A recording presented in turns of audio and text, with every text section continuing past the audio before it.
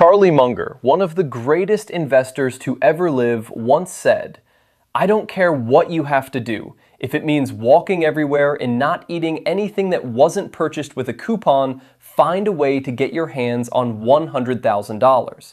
But why? Why $100,000? Because the math of wealth is rigged against the beginner. Most people spend 40 years working because they never reach escape velocity. They spend their lives fighting friction, inflation, and taxes, never realizing that money only starts working for you after you've done the heavy lifting. If you feel like you're working 60 hours a week and your net worth isn't moving, you aren't failing. You're just in the dogfight. If you have $10,000 invested and you get a solid 7% return, you made $700. That's not even enough to pay 1 month's rent in most cities. It's a rounding error. You worked 2,000 hours this year and your money worked enough to buy you a new iPhone. This is why people quit. The reward doesn't match the sacrifice. But when you hit $100,000, that same 7% return is $7,000. Now your money is paying for your groceries, your gas, and your insurance for the entire year. You didn't work for that $7,000. Your money did. This is the threshold. Below $100,000, you are a slave to your labor.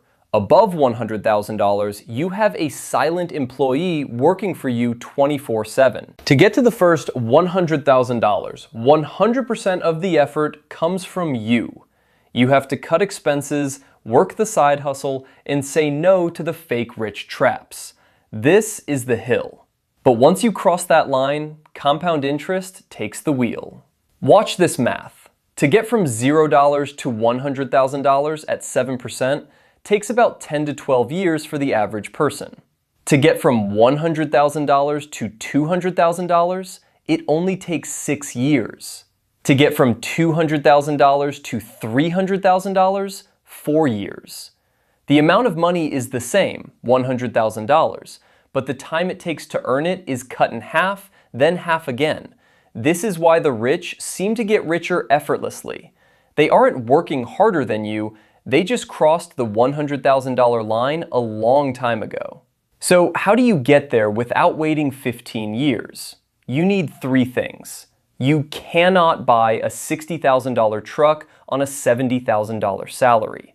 Every dollar you spend on status before $100,000 is a dollar you are stealing from your future freedom. You can only save so much. You have to build a high-value skill.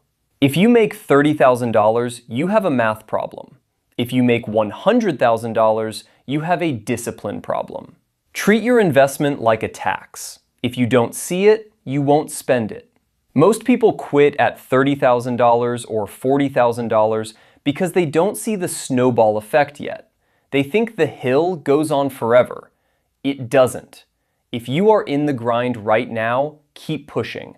The first $100,000 is a nightmare. But once you're through it, you're no longer just working for money. Your money is finally working for you. Build the foundation. The skyscraper comes next.